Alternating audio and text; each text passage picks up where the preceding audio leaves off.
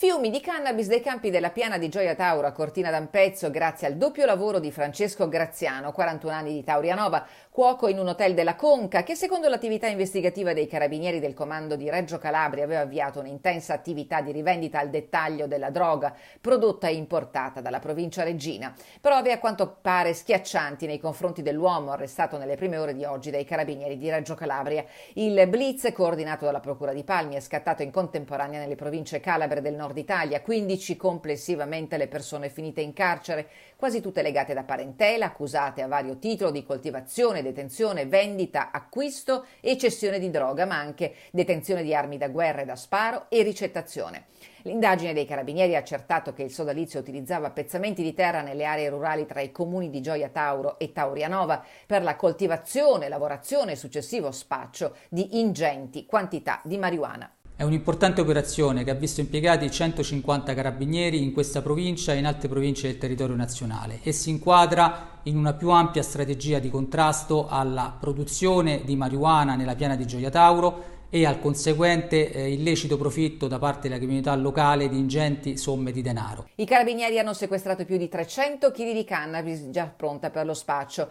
30.000 piante coltivate in 3 vaste piantagioni. In tutto si stimano più di 13 milioni di dosi per un giro d'affari di oltre 100 milioni di euro.